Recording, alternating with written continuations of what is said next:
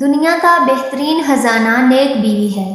جب شوہر اس کو دیکھے تو وہ شوہر کو خوش کر دے، جب اس کو کوئی حکم دے تو اس کی اطاعت کرے، اور جب وہ گھر سے باہر ہو تو اس کی حفاظت کرے۔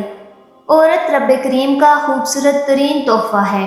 کائنات میں رنگ و نور عورت کے وجود سے ہے۔ اسلام میں عورت ماں، بہن، بیوی اور بیٹی ہر لحاظ سے معزز اور محترم ٹھہری ہے۔ عورت کا فطری تقدس، پاکیزگی اور اس کی نسوانی حرمت صرف اور صرف اسلام کی مرہون منت ہے۔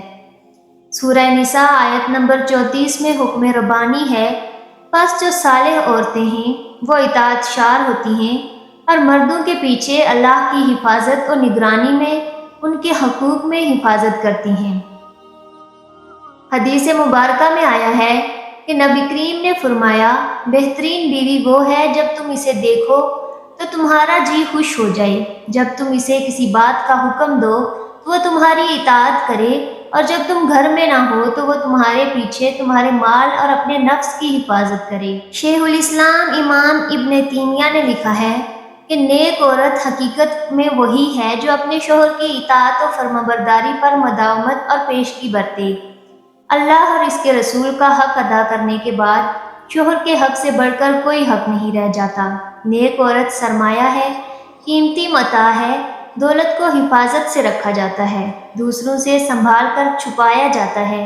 نیک عورت اگر شادی شدہ ہے تو جنت میں اپنے جنتی شوہر کے ساتھ رہے گی اور شوہر کو ملنے والی حوروں کی سردار ہوگی، اور اللہ تعالیٰ اس عورت کو ان سب سے حسین و جمیل بنائیں گے، اور وہ میاں بیوی آپس میں ٹوٹ کر محبت کرنے والے ہوں گے۔ عورت جنت میں اس شوہر کے ساتھ رہے گی جس نے دنیا میں اس کے ساتھ اچھے اخلاق کا برتاؤ کیا، اور وہ شوہر جس نے عورت پر ظلم کیا ہوگا، اس کو تنگ کیا ہوگا، وہ اس عورت سے محروم رہے گا۔ حضرت ام سلمہ رضی اللہ تعالیٰ عنہا کی ایک روایت میں ہے کہ انہوں نے آپ صلی اللہ علیہ وآلہ وسلم سے پوچھا کہ کسی کے دو شوہر ہوں تو وہ جنت میں کس کے ساتھ رہے گی؟ آپ صلی اللہ علیہ وآلہ وسلم نے فرمایا، اسے اختیار دیا جائے گا، پس وہ اس شوہر کو اختیار کرے گی جس نے دنیا میں اس کے ساتھ اچھے اخلاق کا برتاؤ کیا ہوگا، اور وہی اس کا جنت میں شوہر ہوگا۔ اے ام سلمہ، اچھے اخلاق والی دنیا اور آخرت کی بھلائی لے گے۔ عورت کا اصل دائرہ عمل اس کا گھر ہے، اس کو اسی دائرہ میں رہ کر اطمینان کے ساتھ اپنے فرائض انجام دینے چاہیے، اور گھر سے باہر صرف باضرورت ہی نکلنا چاہیے۔ ایک مرتبہ نبی رحمت کی خدمت میں ایک عورت حاضر ہو کر عرض کرتی ہے کہ یا رسول اللہ، میں عورتوں کی طرف سے آپ کے پاس قاصد بن کر آئی ہوں۔ میں یہ جاننا چاہتی ہوں کہ اللہ تعالیٰ نے جہاد کو مردوں پر فرض کیا ہے، اگر وہ کامیاب لوٹتے ہیں تو اجر و ثواب پاتے ہیں، اور اگر شہید ہو جاتے ہیں تو اللہ کے یہاں انہیں روزی دی جاتی ہے۔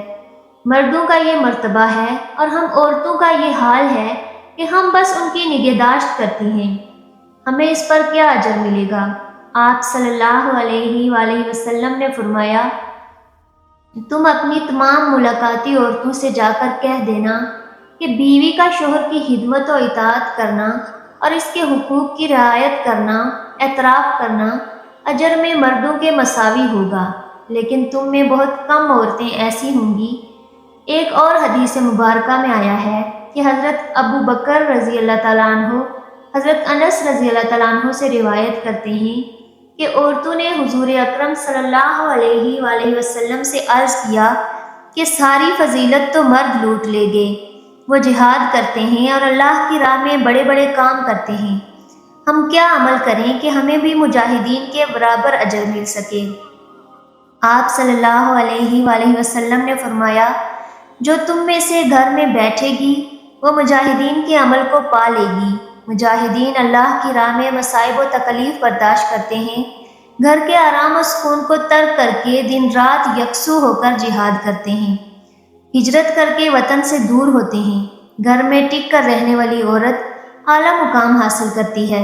حضرت امام جعفر صادق رضی اللہ تعالیٰ عنہ کے پاس چند عورتیں آئیں، آ کر کہنے لگی، اے نواسہ رسول صلی اللہ علیہ وآلہ وسلم، کیا کوئی ایسا عمل بھی ہے جس کے کرنے سے مرتے وقت روح آسانی سے نکلے، روح نکلتے وقت تکلیف نہ ہو، خاتمہ ایمان پر ہو، مرتے وقت کلمہ پڑھتی رہ مرے، اندھیری کوٹری روشن ہو جائے، قبر جنت کے باغوں میں سے باغ بن جائے۔ کوئی ایسا عمل بھی ہے؟ حضرت امام جعفر صادق رضی اللہ تعالیٰ عنہ نے فرمایا، اے اسلام کی مقدس شہزادیوں، عورت کے منہ سے نکلے یہ جملے اللہ تعالیٰ کو بہت ہی زیادہ پسند ہیں، اور سنو، اللہ تعالیٰ کے پسندیدہ کام کرنے والی عورت جب مرتی ہے تو قبر سے سیدھا جنت میں چلی جاتی ہے، بغیر حساب و کتاب کے جنت میں چلی جاتی ہے۔ جو عورت اللہ تعالیٰ کے پسندیدہ کام سر انجام دیتی ہے۔ عورتوں نے پوچھا، اے نواسۂ رسول صلی اللہ علیہ وآلہ وسلم، بتائیں تو صحیح وہ جملے کون سے ہیں؟ حضرت امام جعفر صادق رضی اللہ تعالیٰ عنہ نے فرمایا، پہلا جملہ بیوی کا شوہر کے سامنے حلال رزق طلب کرنے والا جو جملہ ہے اللہ تعالیٰ کو بہت ہی زیادہ پسند ہے۔ حلال رزق طلب کرنے والی بیوی، حلال رزق مانگنے والا یہ جو جملہ ہے جو بیوی اپنے شوہر کو کہتی ہے کہ میرے سرتاج میرے گھر میں لے کے آنا تو حلال کا لقمہ لے کے آنا، میرے گھر میں لے کے آنا تو حلال کا رزق لے کے آنا۔ سنو، حرام رزق میں اپنی اولاد کو نہیں کھلاؤں گی، کیونکہ یہ جو حرام رزق ہے حرام نوالا ہے، میری اولاد کی آنکھوں سے حیا چھین لے گا، شرم چھین لے گا، غیرت چھین لے گا۔ میں اپنی اولاد کو بے حیا نہیں بنانا چاہتی، میں اپنی اولاد کو بے غیرت نہیں بنانا چاہتی۔ میرے گھر میں اگر رزق لے کر آنا تو حلال رزق ہی لے کر آنا۔ ایک صحابیہ کا رلا دینے والا واقعہ ملاحظہ فرمائیں۔ ایک غریب صحابی تھا، وہ روزانہ محنت مزدوری کرنے کے لیے صبح سویرے گھر سے باہر نکل جاتا، روزی کی تلاش میں نکل جاتا، شام کو روزی لے کر واپس گھر میں آ جاتا، خود بھی کھاتا، اپنی غریب بیوی کو بھی کھلاتا۔ ایک دن حسب معمول گھر سے باہر نکلا، سارا دن ہاک چھانتا رہا، پورا دن روزی تلاش کرتا رہا، مزدوری تلاش کرتا رہا، اسے کوئی مزدوری نہ ملی، روزی نہ ملی، خالی ہاتھ شام کو واپس گھر آ گیا۔ گھر میں کھانے کے لیے کچھ تھا ہی نہیں، خالی پیٹ شوہر اور بیوی سو گئے، ایسے ہی بھوکے سو گئے، صحابی اور صحابیہ بھوکے سو گئے۔ دوسرے دن پھر حسب معمول گھر سے باہر نکلا روزی کی تلاش میں، سارا دن ہاک چھانتا رہا، روزی نہ ملی، مزدوری نہ ملی، شام کو خالی ہاتھ واپس آ گیا۔ دوسری رات بھی بھوکے سو گئے۔ جب تیسرا دن آیا، تیسرے دن بھی صحابیہ عورت حسب معمول اپنے شوہر کو دروازے تک لے گئی، رخصت کرنے کے لیے ڈھیر دعاؤں کے ساتھ، نیک تمناؤں کے ساتھ، دعاؤں کے ساتھ شوہر کو رخصت کیا۔ شوہر جیسے ہی 4 قدم آگے بڑھا تو بیوی نے کہا، رکیے، میری بات سن کر جائیے۔ شوہر رک گیا، بولا، کیا کہنا ہے؟ اس صحابیہ غریب بیوی نے کہا کہ میرے سرتاج، اس سوچ کی بنیاد پر کہ میری بیوی 2 دن سے بھوکی ہے، 2 راتوں سے بھوکی ہے، کہیں ایسا نہ ہو کہ آج آپ کو مزدوری نہ ملے اور آپ حرام کا رزق لے کر میرے گھر میں آ جائیں۔ یاد رکھیے گا کہ میں مر جاؤں گی لیکن حرام رزق قبول نہیں کروں گی، حرام کمائی کا لقمہ نہ تو میں کھاؤں گی اور نہ ہی اپنی اولاد کو کھلانے دوں گی۔ وہ تھی اسلام کی مقدس شہزادیاں جن کی گود میں اسلام پلتا تھا۔ کہتی ہیں، میں بھوکی مر جاؤں گی، تیسری رات بھی بھوک سے گزار لوں گی، کوئی بات نہیں، اگر کام نہ ملے تو واپس آ جانا، چوری کا مال میرے گھر میں نہ لے کے آنا، سود کا مال میرے گھر میں نہ لے کے آنا، حرام مال میرے گھر میں نہ لے کے آنا۔ حضرت امام جعفر صادق رضی اللہ تعالیٰ عنہ فرماتے ہیں، فرمایا، بیوی جب شوہر سے حلال رزق طلب کرنے والا جملہ بول رہی ہوتی ہے، اس وقت اللہ تعالیٰ کے بہت زیادہ قریب ہوتی ہے۔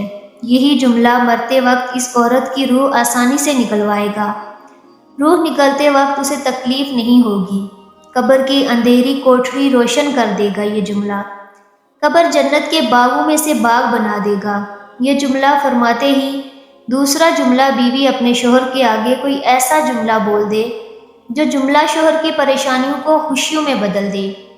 شوہر پریشان تھا، غمگین تھا، افسردہ تھا، بیوی نے کوئی ایسا الفاظ کہا، کوئی ایسا جملہ بولا جس جملے نے شوہر کی پریشانیوں کو خوشیوں میں بدل دیا۔ یہ جملہ بھی اللہ تعالیٰ کو بہت زیادہ پسند ہے۔ شوہر کی رضا اللہ کی رضا ہے، شوہر کی خوشی اللہ کی خوشی ہے۔ اگر رب کو خوش رکھنا چاہتی ہو تو اپنے شوہر کو خوش رکھنا۔ حضرت امام جعفر صادق رضی اللہ تعالیٰ عنہ فرماتے ہیں کہ تیسرا جملہ اتنا بڑا قیمتی سر، جس سر کے اندر دیکھنے کے لیے آنکھیں، سننے کے لیے کان، بولنے کے لیے زبان، سوچنے اور سمجھنے کے لیے دماغ، ذہن اتنا بڑا قیمتی میٹیریل جس سر کے اندر رہے، بتاؤ تو صحیح وہ سر کتنا قیمتی ہوگا۔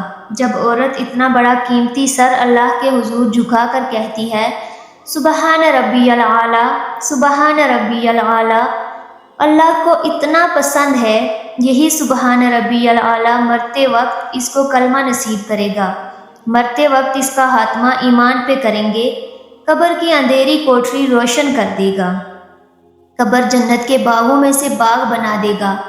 نماز کا دامن مضبوطی سے پکڑتے رہنا، نماز کا دامن کبھی نہ چھوڑنا۔ اللہ جب ناراض ہوتا ہے روٹی بند نہیں کرتا، اللہ جب ناراض ہوتا ہے رزق بند نہیں کرتا، اللہ جب ناراض ہوتا ہے تو سورج کو حکم نہیں دیتا کہ فلاں شخص میرا نافرمان ہے، تیری کرنیں اس کے آنگن میں نہیں جانی چاہیے۔ اللہ جب ناراض ہوتا ہے تو سجدوں کی توفیق چھین لیتا ہے، اللہ جب ناراض ہوتا ہے تو یہ من اجڑ جاتا ہے، جس بندے کا من بھی اجڑ جائے اس کے پلے رہتا ہی کیا ہے۔ فرمایا چوتھا جملہ کہ جو عورت اپنے شوہر کی اجازت کے بغیر کسی غیر مرد سے نہیں ملتی، غیر مرد سے بات نہیں کرتی، اپنے شوہر کو ساتھ لے کر چلنے والی عورت سیدھا جنت میں داخل ہوگی۔ فرمایا نمبر 5 جو عورت اپنے شوہر کا سر فخر سے بلند کرنے والی، ایسی عورت جو اپنے شوہر کو کبھی شکایت کا موقع نہیں دیتی، ہر دم شوہر کو خوش رکھنے والی، ہر موڑ پہ شوہر کو سکھ دینے والی عورت سیدھا جنت میں جائے گی۔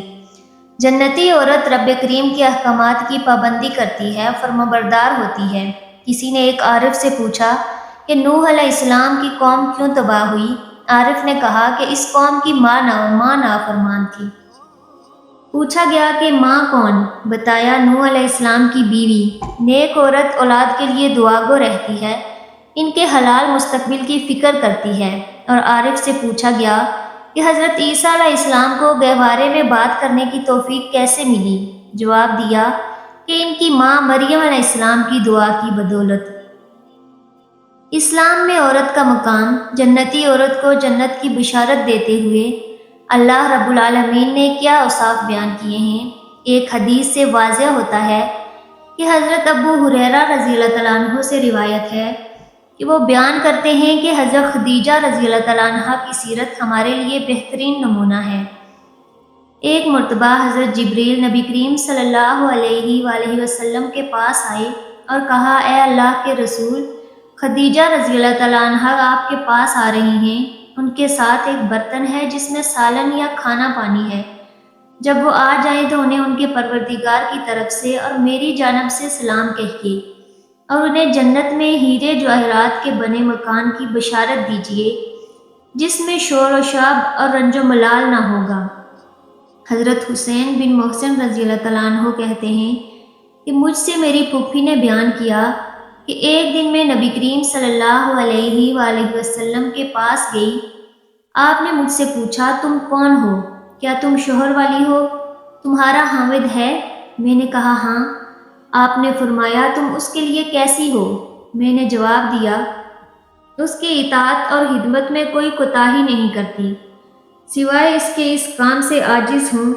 آپ نے فرمایا خوب سوچ لو، کیونکہ وہی تمہارے لیے جنت اور جہنم ہے۔